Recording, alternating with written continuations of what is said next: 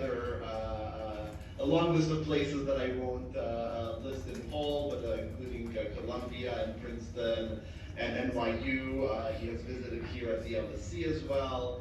And he, to me, is one, of the most, he is one of the most influential macroeconomists and political economists, certainly to me, but also to many others. He has really shaped how many of us think about exchange rates, monetary policy, and the political economy of fiscal and monetary policy, particularly with a view on emerging markets. So I won't go through Roberto's full CV of impressive accomplishments so that we have more time to listen to hear, but I will now cede the floor to Roberto. Roberto will talk for perhaps around 30 minutes on the topic, and then we can open to questions and answers. I'm sure I will have some, but more importantly for the audience, from the audience. So Roberto, the floor is yours. All right, thank you very much. Thank you very much, Ethan, for this very generous introduction. And thank you to the Latin American Summit organizers for this opportunity invitation. And in some sense, it's an opportunity for me to think about, I guess, what should keep us awake at night. I'm going to say that I usually don't worry too much about these things, but I think after spending some time thinking about what challenges one should be worried about, I want to identify some challenges that, to me, are not as relatively worrisome. I'm going to say relatively, but in the medium run, I think that the obvious challenges are probably more manageable than the less obvious challenges, and I think that that's going to hopefully is going to provide some food for discussion. So I have prepared a presentation, but I cannot share my screen. It says that I cannot. So can I be allowed to do that? Yes, you can try now. I think I have activated the function. Yeah. Can you try? Yeah, now I can do it. Yeah. Do you see it now? Yes. Okay. Yes. You should be able to see my screen. All right.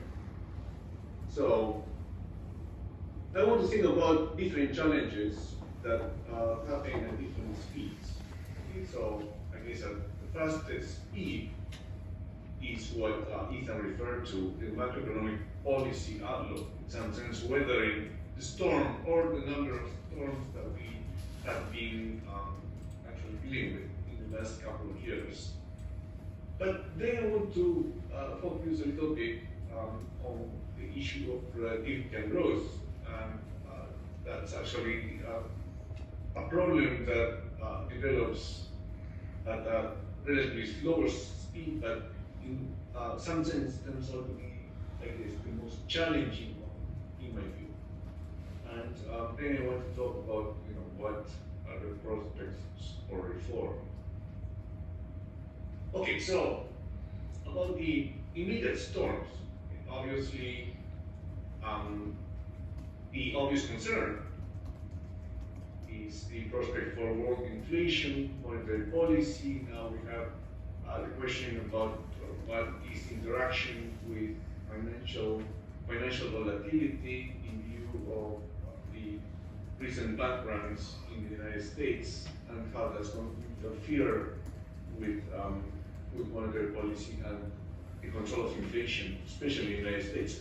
Now, I want to emphasize that there is quite a bit of heterogeneity across Latin America in terms of macro strategies and institutions. And giving a talk of this kind is difficult in some sense because when I was approached to talk about to this group, the topic was, well, economic challenges in Latin America.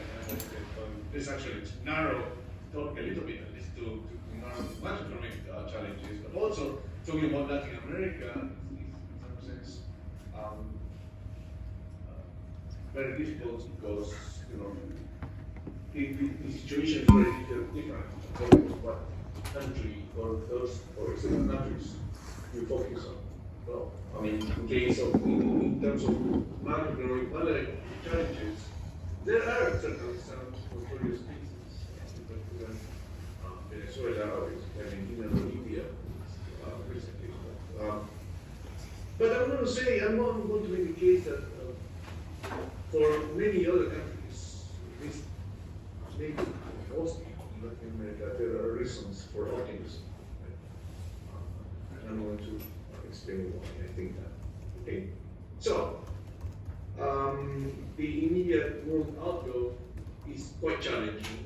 Or say, if you think about macroeconomic policymakers in Latin America, partly because after 4 decades of tame inflation, the inflation rate in the United States and elsewhere is accelerating to levels that we have not seen. Right? You've never seen this, right? The world has not seen U.S. inflation approaching 2 digits. Let's put it that way. And obviously, here in the United States, that's a major concern, and it's changing the way that Federal Reserve is approaching policy. And in particular, interest rates that have been very low for a long time, now they are increasing quite clearly. Right? So just to show you the picture that you are surely familiar with.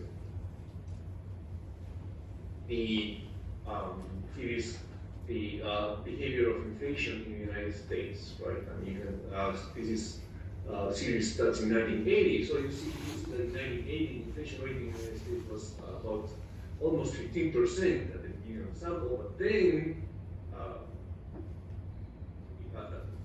by 1985, it had gone down to something like 2.5%.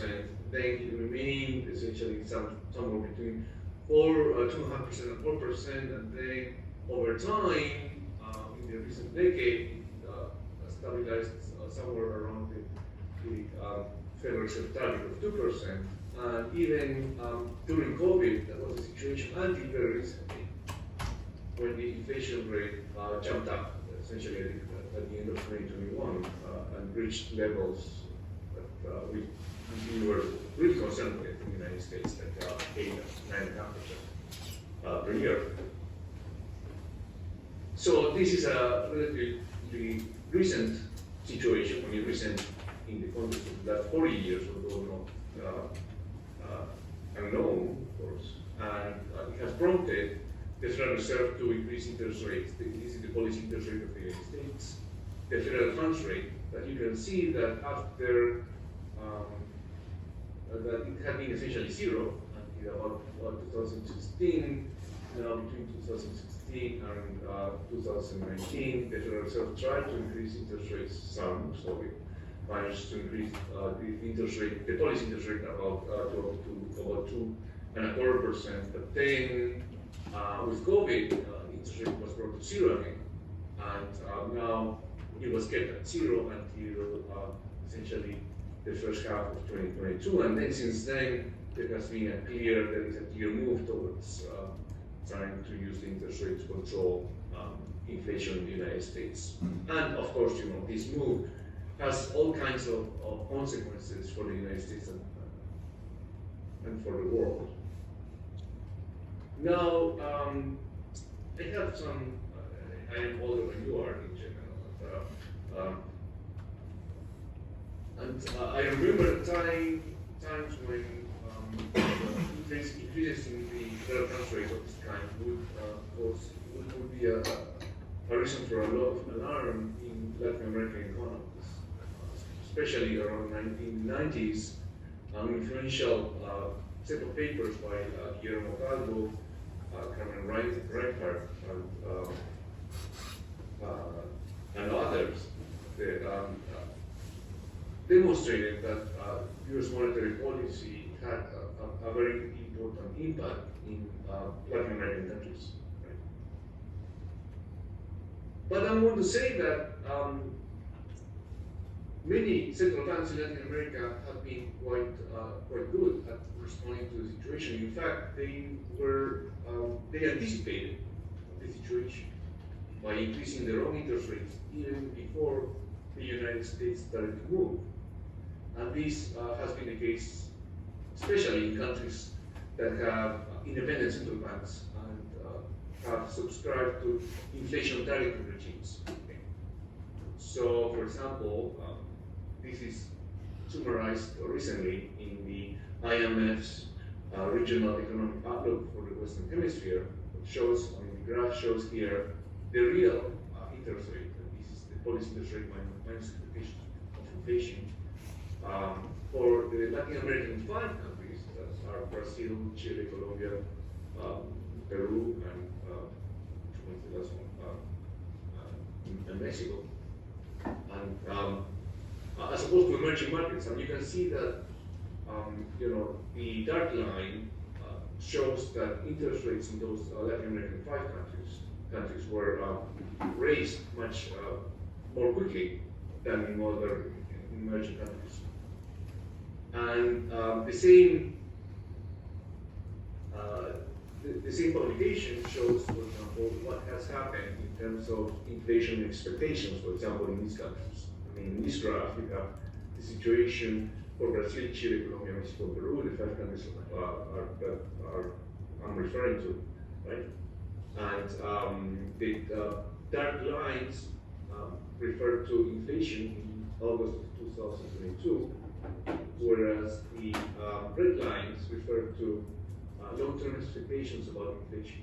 Right? And the bars for the different cases refer to the inflation targets of the central banks here. So you can see that in spite of the fact that inflation in 2022 was quite high, much higher than the targets in these cases, I think markets, financial and economic participants were quite optimistic about the ability of the central banks to control inflation. And this is actually because, in fact, the central banks have been quite successful recently at,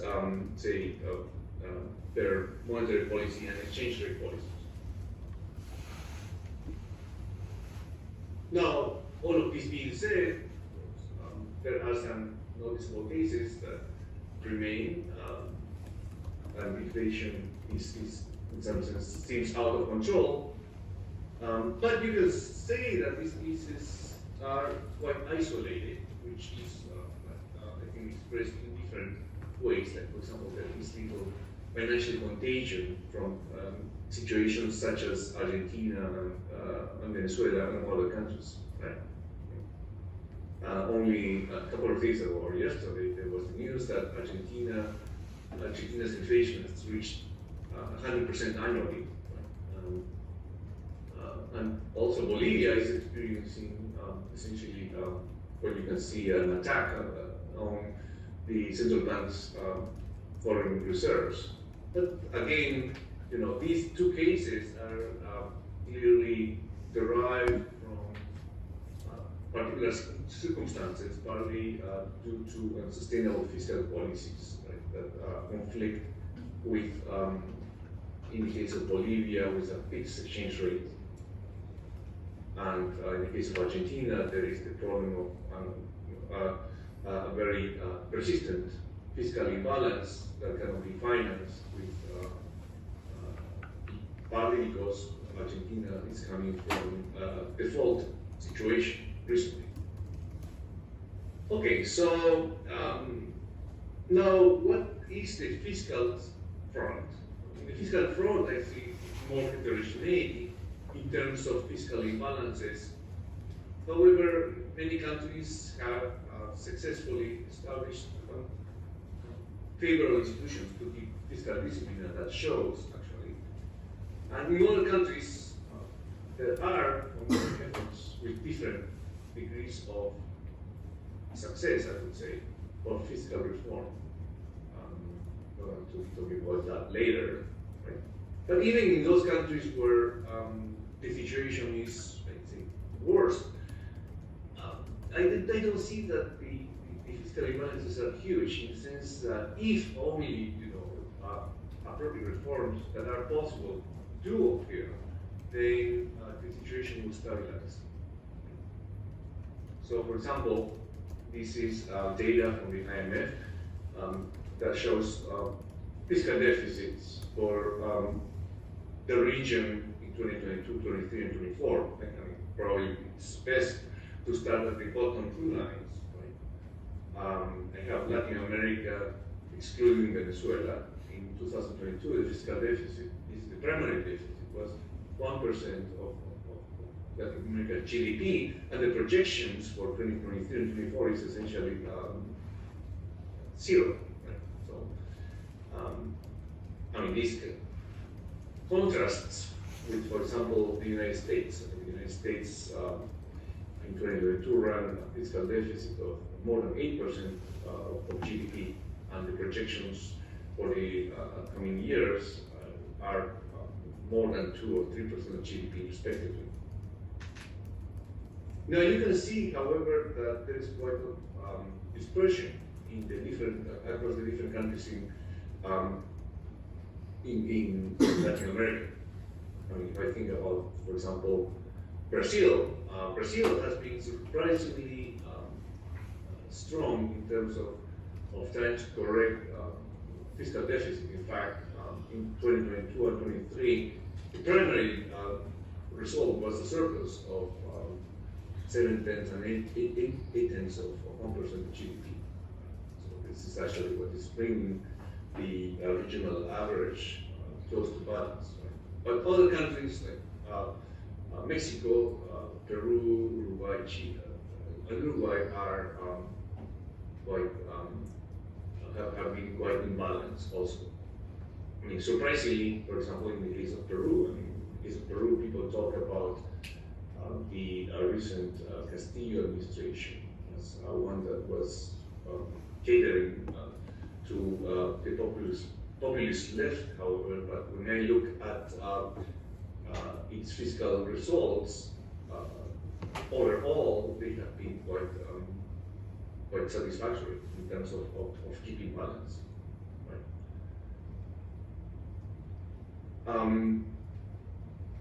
This table, the next table, talks about the government debt and fiscal debts. And again, the situation is somewhat more worrisome from that viewpoint, but still not like disastrous. Looking at the last two lines, for example, Latin America minus Venezuela, according to this data from the IMF, again, has fiscal debts of public debts of about I guess between 67% and 70% of GDP, which is large on average, but not. I mean, if these were advanced economies, then the degree of concern would be much less. I mean, for example, for the United States, the amount of debt is more than 125% of GDP. Now, again, if you look at the different countries, there is quite a bit of dispersion. Chile and Peru, for example, are particularly have been particularly disciplined in their fiscal management, so their debts are quite low relative to their GDP, and they are projected to continue being so, at something like 35% of GDP in both cases. Whereas Argentina and Brazil's debt is relatively larger, and there's a bunch of countries that have debts in the middle, in the order of about 65%, 2/3 of GDP. So there's quite a bit of dispersion.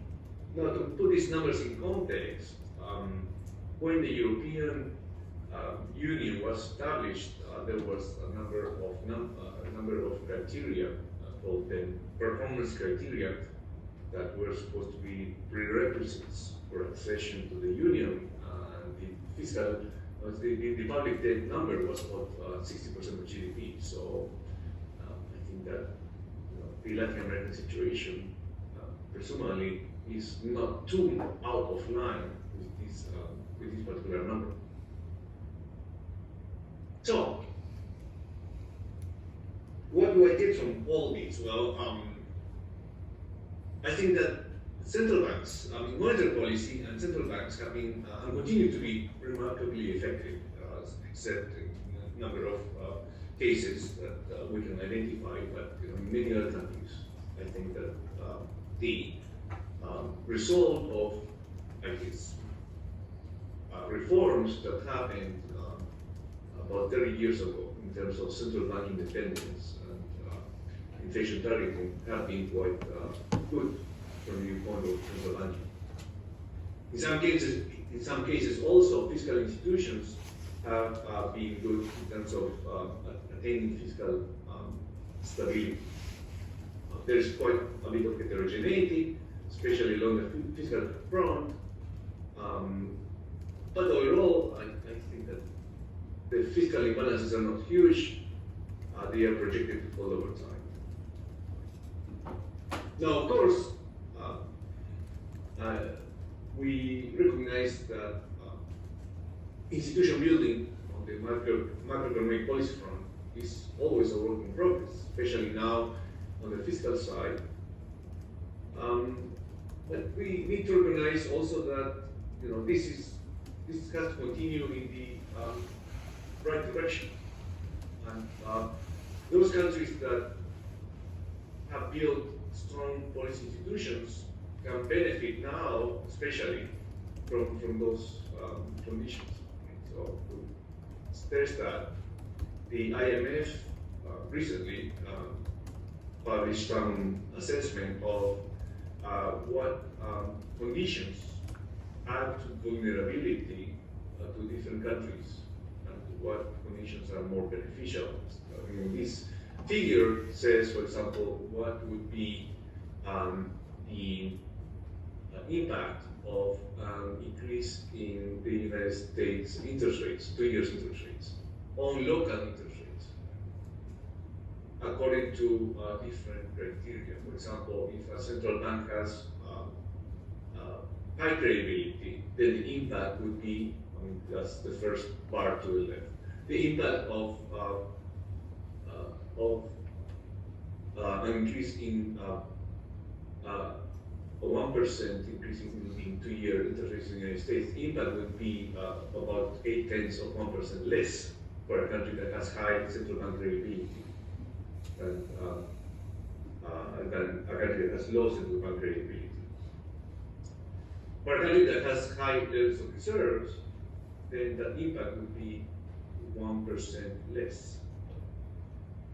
A country that has a more balanced current account, the impact would be 0.6% less. Whereas a country that has, these are the last two bars on the right, a country that has high public debt or high fiscal deficits, GFN, with government financial needs, those countries would be more badly hurt by increases of interest rates in the United States. And this graph says that there has been quite a bit of progress along some lines, especially those related to central banking. For example, the first part of the chart on the left says that countries, how countries have built essentially international reserves over time in Latin America. Whereas, say the last part of the chart on the right that says lack of central bank credibility says that essentially indices of central bank credibility have improved quite a bit between say 2010 and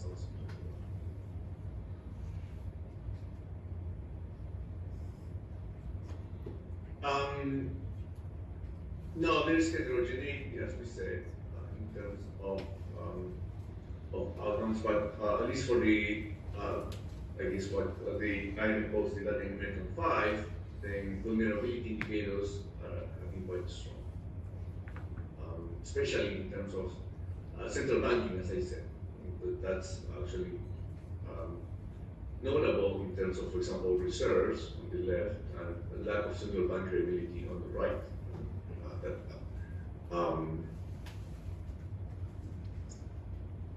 Now, I'm going to stress that macroeconomic improvements, especially in these Latin American 5 countries, have resulted in substantial benefits in terms of incomes and welfare, and especially given the proliferation of some narratives, this success in macroeconomic terms has been associated with more equity, better income distribution, and a drastic reduction in poverty. I mean, here, I could actually show you a lot of numbers, but I'm going to focus now on Peru, which is originally my home country. And Peru has been an example of macroeconomic success in the last 30 years.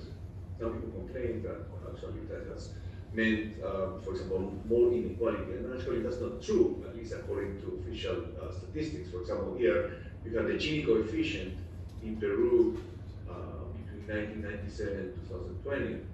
You can see that the coefficient deteriorated up here, and it is more inequality. So the coefficient deteriorated during COVID, and the last observation, 2022, was the most recently available.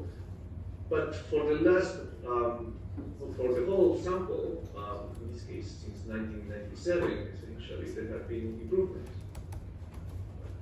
The same happens in terms of poverty. For example, here is the World Bank data of the poverty gap at $3.65 per day. Right? And this is the percentage of the population that are poor according to this criteria. Right?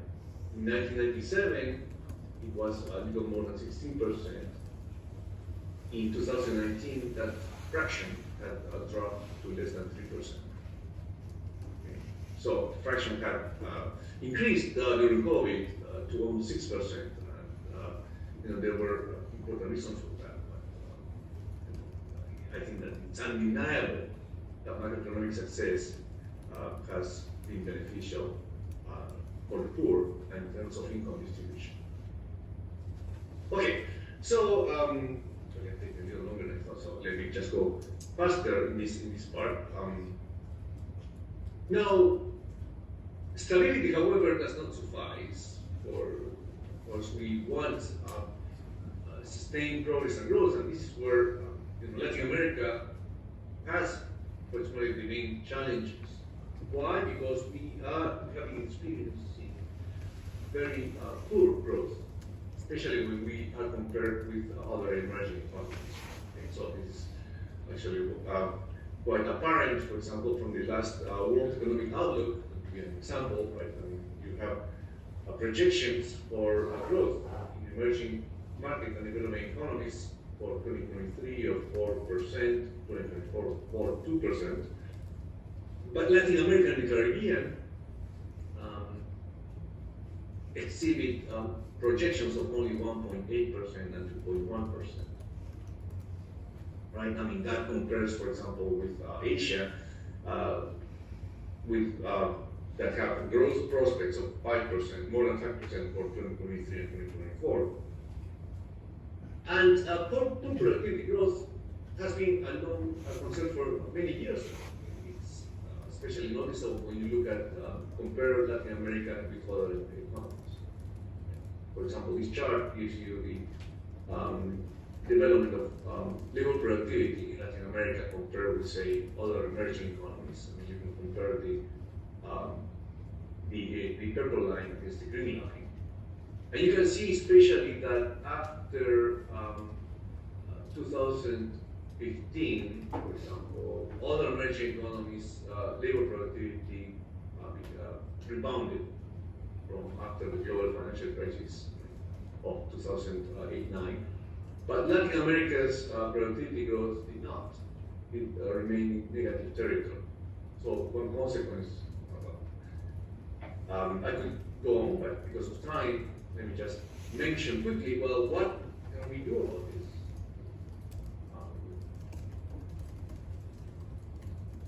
Well, I think that the question of how to improve productivity growth is very very important, and there are multiple possible causes. But I think that at the end, that problem can be confronted along different fronts. For example, Latin America lacks in terms of innovation, that's in terms of, say, learning from other countries. Here, for example, you can see the comparison between Latin America and other emerging economies, and it says that there's a big difference in terms of innovation between Latin America and other economies, and also other economies, other emerging economies benefit much more because they I guess, interact much more with world markets. For example, this different exposure part on the right. And the IMF recently, something called background paper 3, the regional economic outlook, tried to, for example, calculate what would be the impact on growth of different possible aspects of an economy. And it's clear that informality, for example, plays a big role. So this says that 1% standard deviation change in informality indices would have a big impact of about 5% GDP growth, so that's actually huge. But other aspects of an economy also matter, like, for example, economic and political stability. So the IMF mentions, for example, if Latin America was more like other emerging economies in terms of informality, for example, or political stability, then GDP growth could increase by 1% or more than 2%, for example. Okay. Let me mention quickly that for some countries also there is a lot of wasted opportunities in terms of taking advantage of poor conditions for commodities, especially, for example, metals. Many countries like Peru or Chile could benefit greatly from high prices of some commodities, and also take advantage of prospects for future demand associated with a transition to a green economy, like lithium. But these opportunities are going to waste in many cases. This is, for example, the case in Bolivia that seems to have the biggest proven resources, deposits of lithium. Right? That lithium is key to the development of electric batteries for cars. But Bolivia has been able to convert that possibility, that potential source of wealth, into real, actual investment.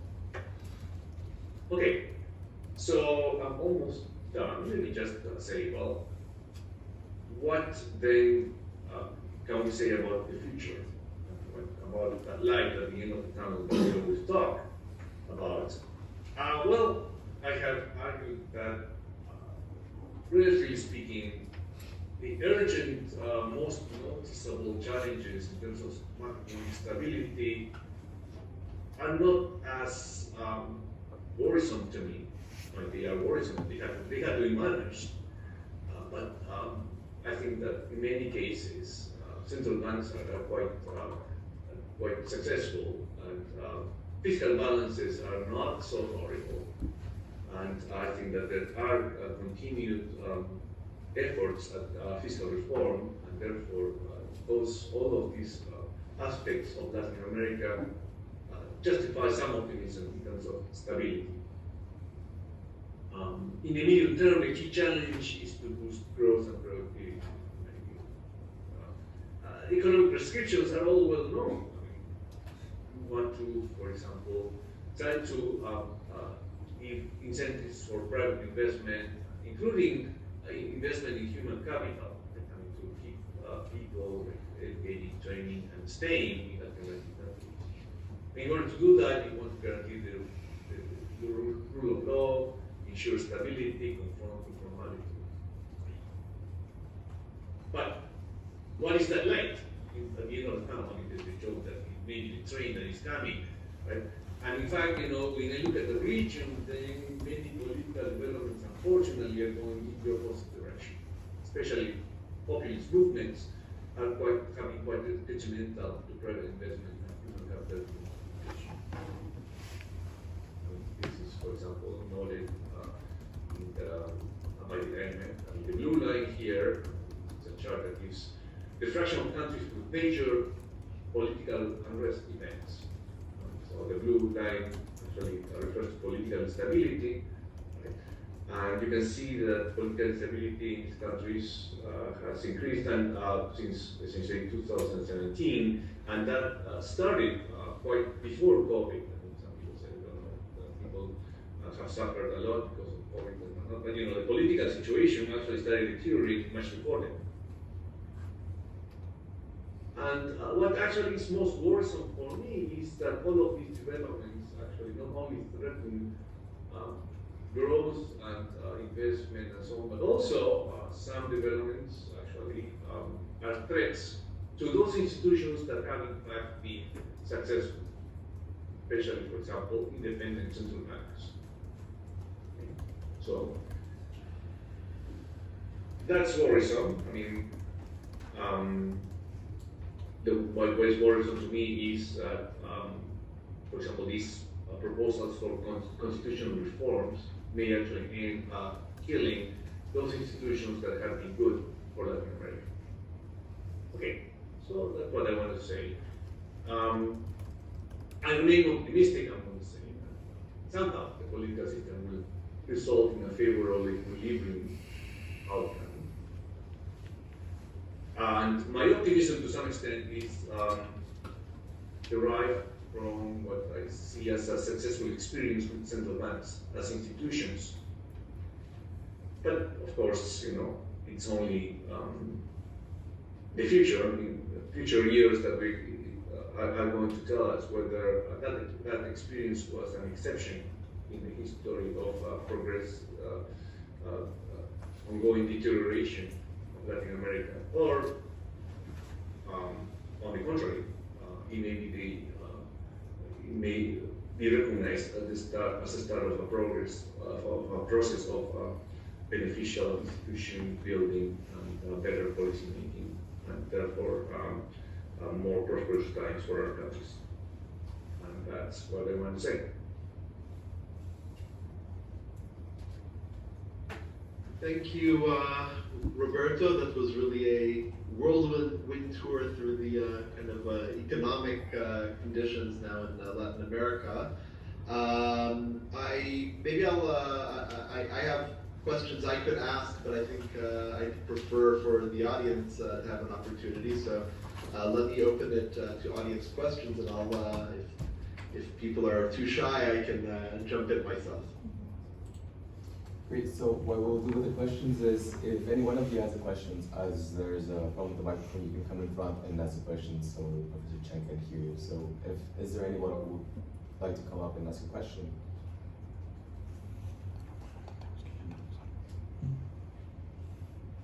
I think, Okay. Maybe while, is anybody raising their hand? If not, I see their hand. Yeah, there's one hand. Yeah. There's no. Please,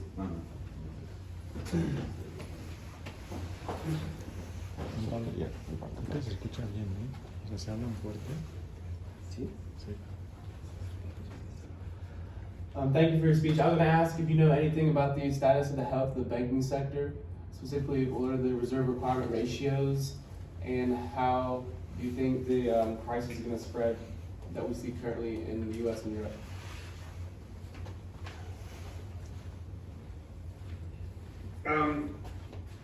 Thank you for the question.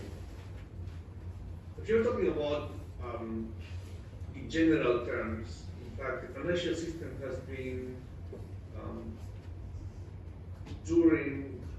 since the COVID years, I think that it has been surprisingly resilient, right? And that has to be again with a number of conditions. I think that after the global financial crisis, there was an effort in Latin America and as in the rest of the world to implement more stringent standards, risk measures, and so on. And also, central banks actually did learn some lessons from that crisis in 2008, 2009, and they were good at, for example, securing lines of foreign credit. The IMF was very good at providing liquidity, for example, for those countries that needed immediate time and so on.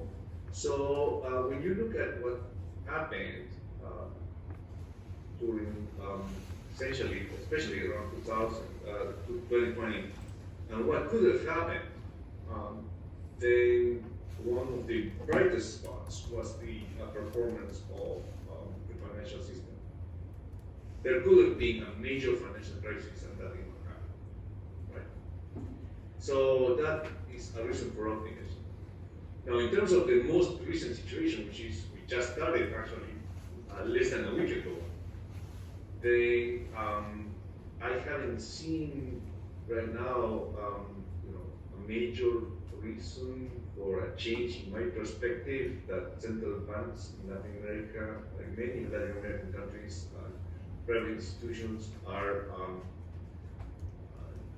vulnerable to a major panic right now. But that can change, very fast. I mean, we've seen that the market has been quite unstable. For example, yesterday there was a lot of concern in European markets about complicated situation with the Credit Suisse, and now Credit Suisse overnight said, I can actually borrow money from the European Central Bank, and now the market seems to have stabilized because of that announcement. But that was the morning. Now we're talking about like 2 hours later. I don't know what has happened since. But I think that overall, I am optimistic about Latin American countries to be able to weather this financial storm. Again, there are some isolated cases in which I think the conditions may deteriorate faster, but in some cases, in those cases, I think that there were other considerations at play.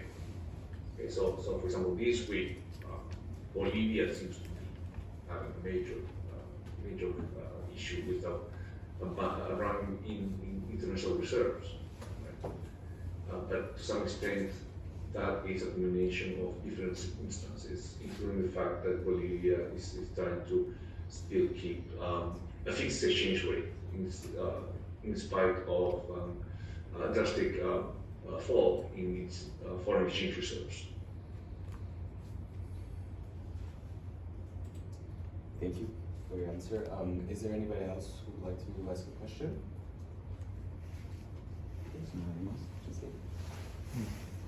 Well, I maybe I'll jump in with a question if there aren't. There was just one more question, and I think they. Okay. Yeah. Go ahead. Yeah. Oh, 2 more questions. Take the Okay. question from the room. Yeah, there's 2 more questions, and then we can. I just can't tell if people are being silent or.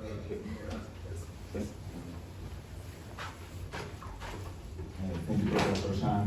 You have clearly mentioned how political contexts also affect macroeconomic stability. But also I would like to ask you whether the current geopolitical context also will affect Latin America perspectives.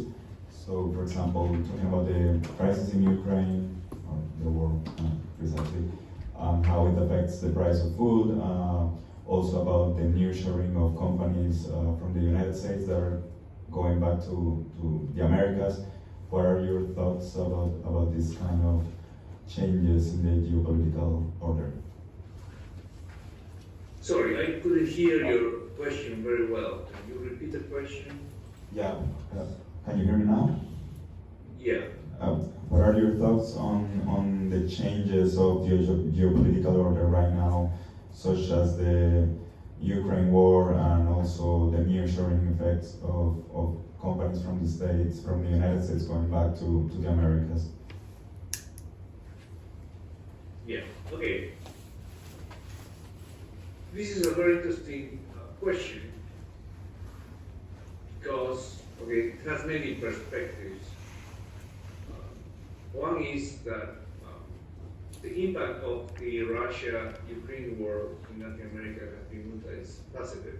But for example, let's talk about commodity prices and food prices. Right? Some countries benefit in Latin America from high food prices. Some other countries are hurt by high prices. And so this is a situation in which I guess people. Different countries have to respond in different ways and face different challenges in that sense. Now, more generally, part of the question that I think in the medium term will be very interesting to see how it develops is what happens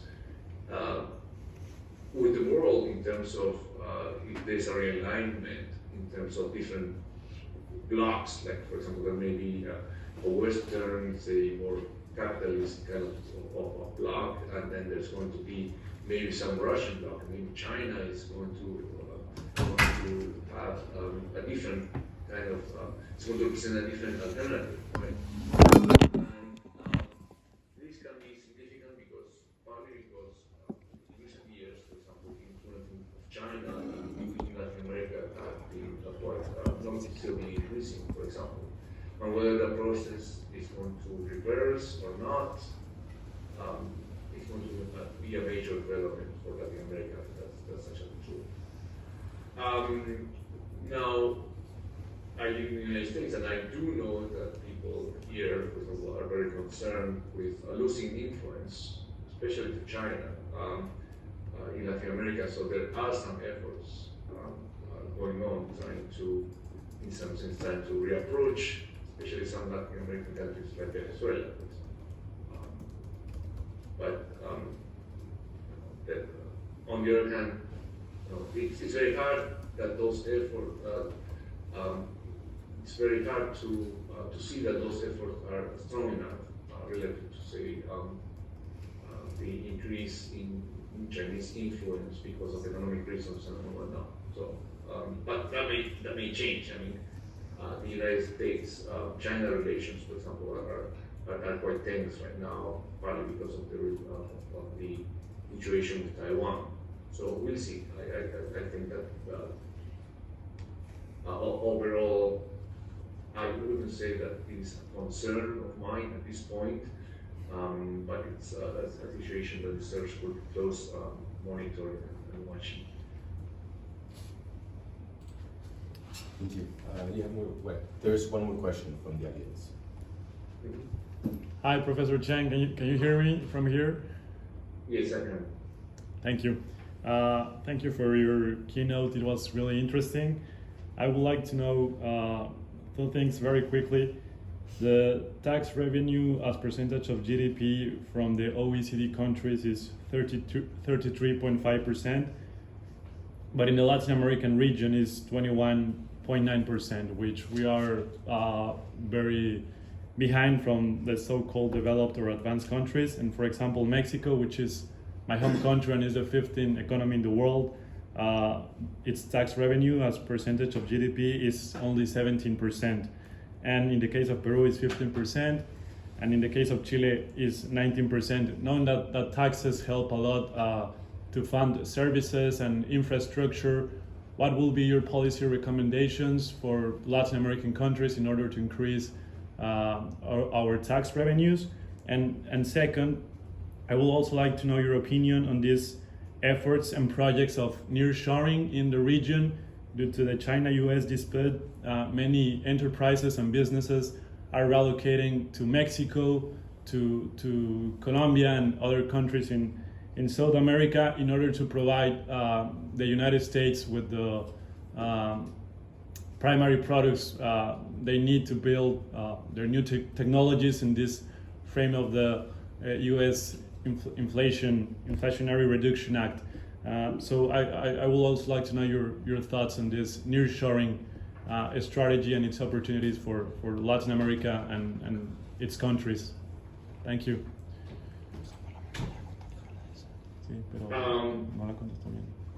Yeah, thank you. Remind me very fast, what was the first question? I'm thinking about the first question. The first question will be, what policy recommendation will you advise Latin American countries? Sorry. Right. I was thinking about the first question because, I am not really an expert in trade related to others, and these questions about relocation of industries and investments in Latin America is something that I only know very cursorily, so I'd rather not talk too much about it. But the tax revenues issue is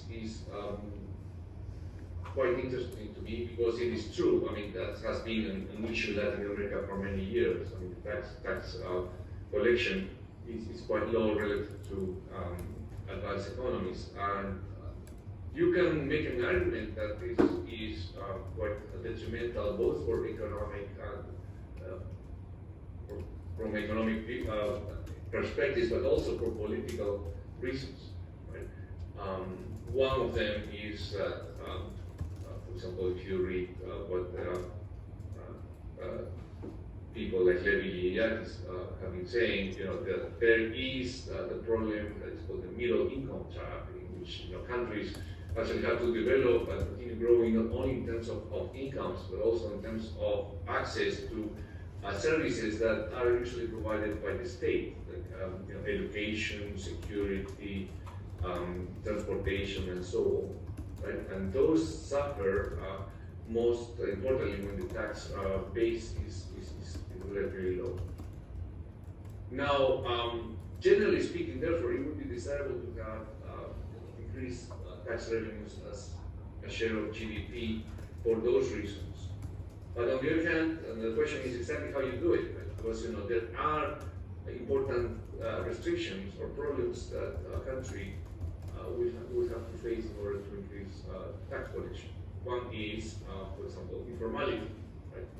I am from Peru originally, but the observation that if you raise taxes, then informality increases is a problem that countries have to confront. I mean, otherwise, what you're going to do is you're going to increase taxes on the informal sector, and people are going to complain. Well, taxes are already very high. Why do you tax people that are not contributing at all?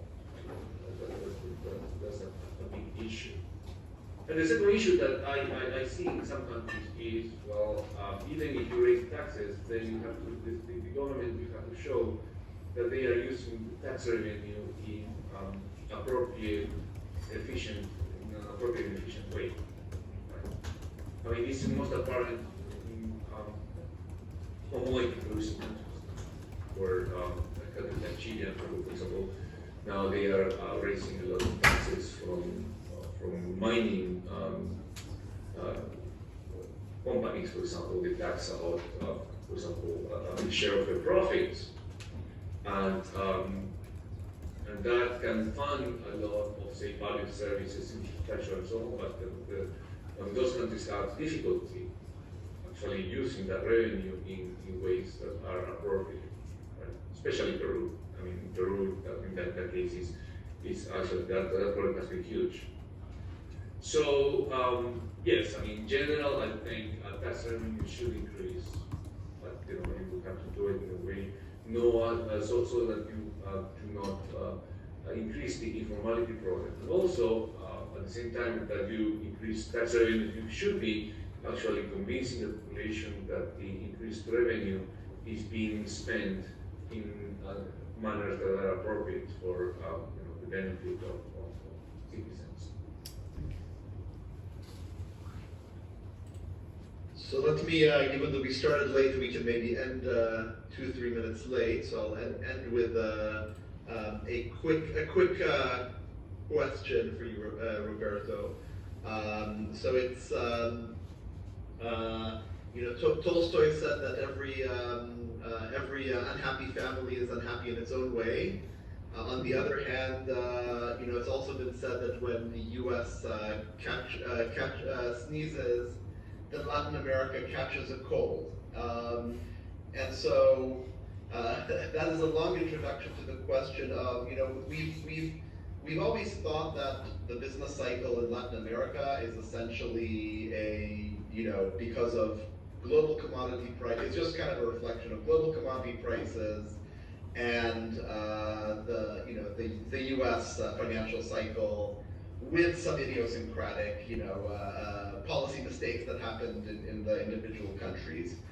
But this cycle, I mean, commodities prices have been very volatile. The U.S. financial conditions are not fantastic for Latin America's perspective, and yet most, as you noted, it's not all that bad for the average Latin American country. So has Latin America delinked from the U.S.? Is it now more resilient to the global cycles? Yes, thank you. I mean, this is a good question. I would like to say that the answer is yes, although I think that that answer will be defensible only in some cases. And again, I think not only now, but also in response to the global financial crisis, right? Latin American countries actually did remarkably well, or some of them did, right? I mean, you see, for example, that that actually had to do with the fact that at the time, for example, commodity prices were high. They dropped for a very short period, and then they continue being high. But Latin American countries actually did slow down around 2009, for example, and then they rebounded very quickly. I want to think that central banks had a lot to do with that. Right? I mean, you can see, for example, that central bank management was quite successful, both during the global financial crisis and in the more recent COVID shock. And we have learned, some lessons from this crisis. That, I mean, to that extent, it's not that our countries are delinked from world conditions. I mean, there's no way, right? I mean, but they have learned actually to contain the impact of the shocks quite successfully. And that, as I mentioned, I would argue has to do with building of appropriate institutions. Right? You have, for example, the quintessential hero of that kind of effort was, Dean Andres Velasco, who was finance minister in Chile during the global financial crisis, and then he had, in fact, built, essentially war chest of reserve. High copper prices, for which he had been very strongly criticized before the crisis, right? But then when the crisis hit, actually, he could say, okay, so we can now use this amount of money that we have and actually try to cushion the blow very successfully. And I think that to the extent that we continue being able to do that, then I think that our countries are much better able to manage the volatility of the world. Now, as I started to emphasize in my presentation, this is about stability, right? I think that in terms of growth, we have been much less successful, right? And in terms of growth, there's a lot of opportunities being missed. And unfortunately, this is the kind of problem that people realize only like 5, 10, 20 years from now. Oh, we could have grown, for example, at rates of 5-6% per year consistently. If only we had invested in this, we have developed this.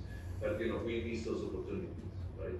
I think that that's why I said at the beginning, this problem actually occurs at different speeds.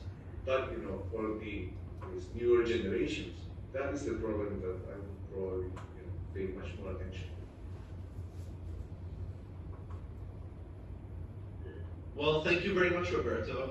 It's been enlightening, as every conversation of mine is with yours, and I'm glad the students here were able to benefit from this. And I'm looking forward to seeing you when you are back in London in person. And yes, thank you for everyone for participating, and have a good evening. Thank you.